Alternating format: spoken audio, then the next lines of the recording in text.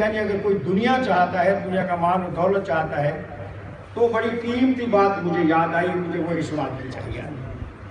میرے نبی کے پروانوں علامہ اسماعیل حقی رحمۃ اللہ تعالی علیہ نے تفسیر روح البیان میں مما رزقناہم ينفقون کے تحت ایک واقعہ لکھا، اور وہ واقعہ یہ لکھا، ہم سمجھتے کہ ہم سب کچھ ہے، عورتیں ہماری بیویاں کچھ نہیں ہیں۔ یہ بیوی مرد کا بازو ہوتا ہے اور اس کا وزیر ہوتا ہے۔ آج سنو اپنے بارے میں بھی، اس کے بارے میں نیک بخت بیویوں کے بارے میں۔ میرے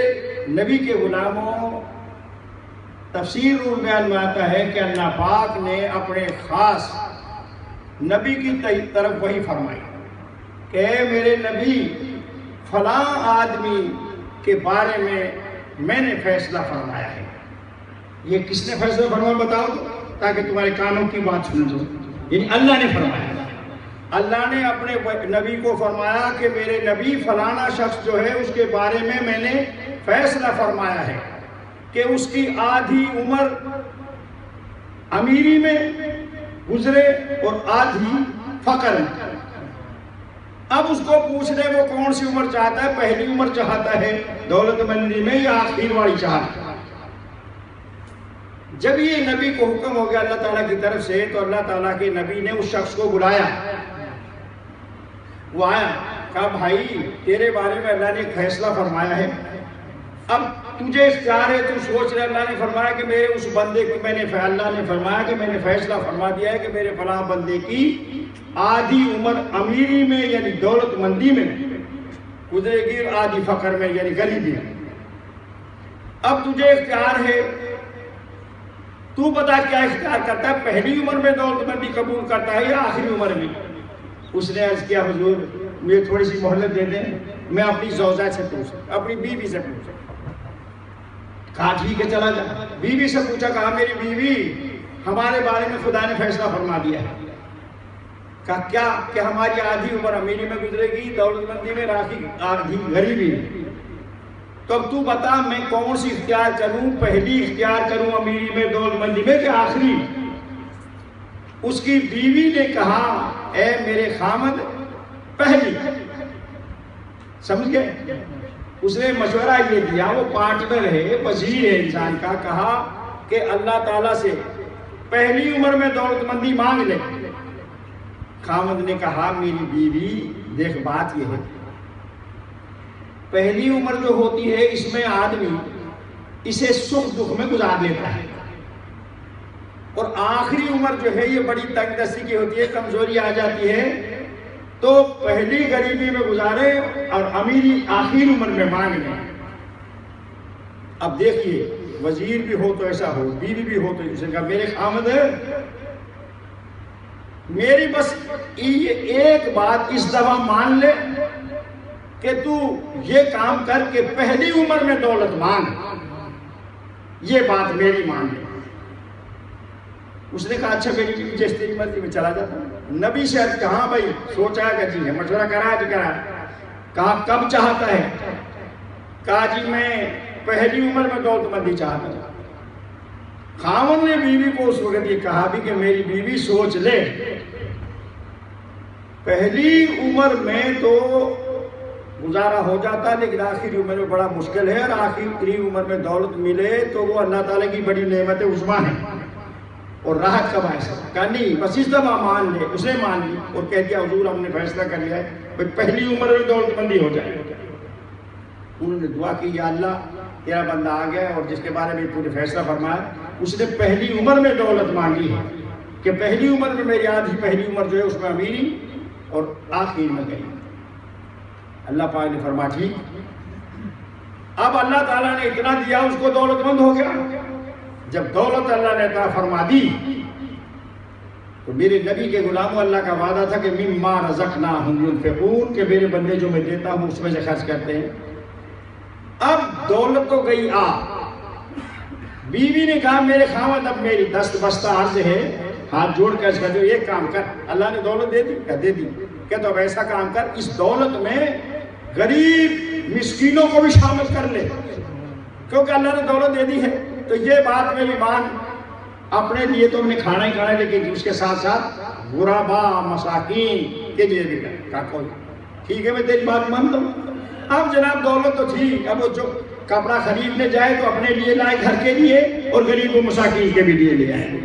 کھانا جو اچھا لائے وہ غریب و مساکین پر بھی اچھا کر دے، کیونکہ اللہ نے فرمایا لن تنالوا البر حتی تنفقوا مما تحبون، کہ نیکی کو جب پاؤ گے جب وہ چیز کرو جو تمہیں پسند ہے خدا کے راستے میں، انہیں کرنا شروع کر دیا، کرتا گیا،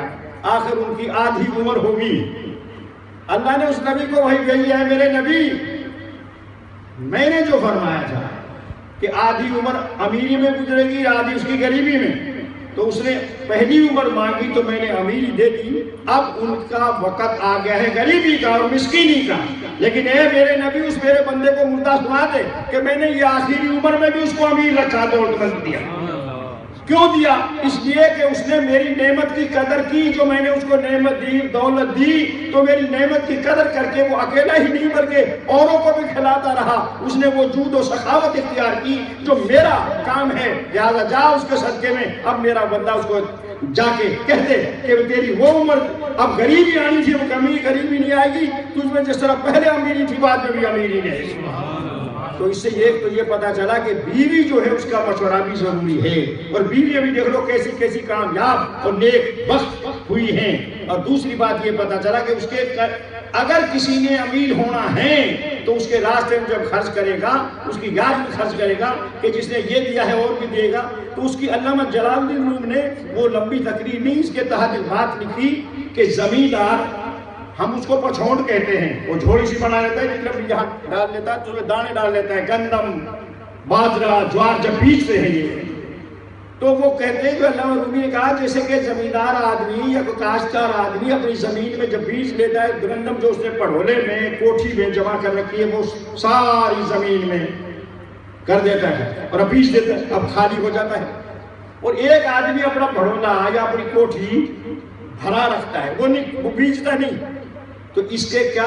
اس کو کیڑے لگ جائیں گے، گھن لگ جائے گا، چوہے کھائیں گے، جانور کھا جائیں گے، یہ غریب کا غریب رہے گا، اور اس کو پتہ تب چلے گا جس نے اپنی مٹی کے اندر دفن کر دیا سب کچھ اور بیچ دی، اس کی یاد، اس کے سہارے پر، اس کے بھروسے پر۔ اب کیا ہوا؟ اب جناب اس کے تو کھیتی لہلاتی پیدا ہوئی، اس کی ہزاروں میں پیدا ہوئی، اور اس کی وہ کیڑے مکوڑے اور بھائی گھون وغیرہ کھا گیا، تو جو دولت جمع رکھی جاتی ہے وہ ضائع ہو جاتی ہے، جو اس کے راستے میں دی جاتی ہے کام وہ آتی ہے۔ تو الحمدللہ میرے دوستو، اس مسجد کی انتظامیہ، یہاں کے مقتدی، یہ بات یاد رکھو کہ تمہارا جتن نہیں ہے، یہ جب خدا نے توفیق دی ہوئی ہے۔ بعض مساجد کا یہ حال ہے، کوئی نہیں یار ساری اپنی مسجد تک پہ، ہماری تو اپنی مسجد پڑی، کسی کو اس کو دو، اور دیکھ لو کہ آ رہے ہیں، روز ہو رہا ہے، تو دینے والے دیتے ہیں میرے نبی کے غلاموں، اس لیے یہ جو تم کر رہے ہو یہ تم سے خدا کروا رہا ہے، جو تم مقتدی ہو، جو تم انتظامیہ ہو، یہ تمہاری سعادت مندی ہے، نامعلوم کیسے کیسے آئے، کہاں تمہارا پیسہ لگ رہا ہے یتیموں غریبوں پر۔ مجھے آ جانے پر ایک بات عرض کر دوں، میرے نبی کے غلاموں میں یہاں رہا ہوں، مجھے اس مرکز سے پیار ہے، اور میری وہ انتظامیہ، مجھے ایک خوشی بھی ہوئی ہے، غمی بھی ہوئی۔ خوشی تو یہ ہوئی کہ جب میں آیا تو چودھری محمد کو میں نے دیکھا، وہ بیچارہ بیمار ہو گیا تھا، اگلے سال بھی ان کے لیے دعا کی، تو میں پوچھتا بھی رہا ان کا کیا حال ہے، تو چودھری صاحب نے مجھے بتایا، ہمارے صدر محترم نے بتایا نہیں آپ ٹھیک ہیں، تو مجھے ٹھیک، جب آیا تو ملے تو خوشی ہوئی، اور غمی یہ ہوئی کہ میرا بہت مخلص اور اس مسجد کا کارندہ ہے اور ہمارے ساتھ رہا، کہاں سے کہاں رہا، جب میں یہاں رہا تھا ماجد، وہ ماجد کی بیچاری کی ٹانگ وہ ٹوٹ گئی، تو وہ خیال میں جگہ ہو ایک تمہیں کوئی تکلیف پہنچے تو تکلیف تو ہوتی ہے نا، باپ صاحب یہاں چلے جائیں، خدا حافظ، ان کو تمہارے ساتھ لگاؤ جو ہو چکا ہے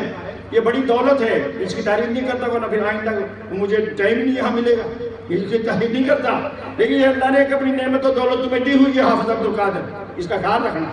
راسخ حافظ ہے، راسخ حافظ ہے، نہایت نیک بخت ہے، اور ایسا ہے اب ملے گا، ہنس رہا ہے، ملے گا مجھ سے، اور پتہ ہی نہیں چلے گا کس وقت نکل گیا، तुम बातें करते रह जाओगे, ना किसी की बातों में आता है ना किसी उसमें आता है, लेकिन चुपचाप। तो अच्छा है ऐसा हाफिज हो, तुम मुक्तदी हो, तुम अल्लाह ताला चौधरी मोहम्मद साहब को सेहत आजिला कामयाब अता फरमाए, और सुबह को जितने बीमार हैं और हमारे माजी साहब को अल्लाह ताला सेहत आजिला कामयाब अता फरमाए, तादेर उनको जिंदा बकरामत सलामत रखे। हमारी माएँ, हमारी बहनें, हमारे बुजुर्ग, हमारे भाई जितने भी बीमार हैं अल्लाह सबको सलामत रखे, सारे नमाजियों को सलामत रखे, और हमारे सदर मोहतरम गुलाम गौस साहब को अल्लाह सलामत रखे, अल्लाह सेहत सलामत नसीब फरमाए। अब ज़्यादा वो तो इसलिए उनका जिक्र कर दिया था अगली दफ़ा उस तरीके से कि उन्होंने मुझे कहा मेरा जिक्र ना करना, मेरा नाम मत लेना। और अल्लाह के बंदे तू नाम से भी डरता है, तू मेरे कैसे नाम ना लूँ। ये वो गुलाम गौस है जिसने एक दफ़ा कहा था, जब मैं आया था मेरी बीवी बीमार होगी, मैं रमजान के मौके पर गया तो इसने कहा इसको जाने मत दो, मुझसे 10,000 पाउंड ले लो। तो मैं इंसान तो हूँ ना, मेरा दिमाग काम तो करता है, मेरी याददाश्त तो है ना। है कोई माँ का बच्चा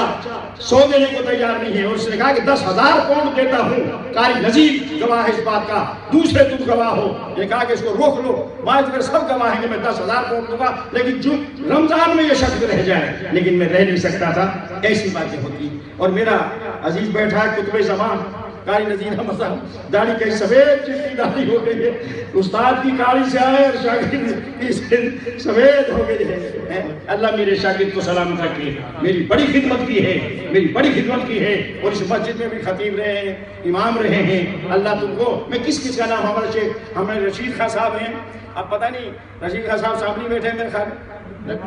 बाहर हैं, वो चले गए, वो भी बीमार हैं, बीमार हैं, उनके लिए अल्लाह पर अल्लाह उनके लिए भी दुआ करो। अल्लाहुम्मा सल्ली अला सय्यिदिना मौलाना मुहम्मद व अला आलि सय्यिदिना मौलाना मुहम्मद व असहाबि सय्यिदिना मौलाना मुहम्मद व बारिक व सल्लिम अलैहि। रब्बना आतिना फिद दुनिया हसनतन व फिल आखिरति हसनतन व क़िना अज़ाबन नार। या इलाहल आलमीन व तुफ़ैल हबीबिही सल्लल्लाहु अलैहि वसल्लम। जितने भी बीमार हैं सबको सेहत आजिला कामयाब अता फरमाए। अल्लाह हमारी माएँ बहनें बुजुर्ग हमारे भाई जो भी अजीज और बीमार हैं अल्लाह सबको सेहत आजिला कामयाब अता फरमा। हमारे रशीद खां साहब को सेहत आजिला कामयाब अता फरमा, हमारे भाई माजी साहब को सेहत आजिला कामयाब अता फरमा, चौधरी मोहम्मद को सेहत नसीब फरमा। इन लोगों को सबको जितने भी बीमार हैं सेहत और सलामती के साथ जिंदा करामत और सलामत रहे। जो इस मस्जिद के मुआमिनीन हैं जितना भी उन्होंने ताउन किया है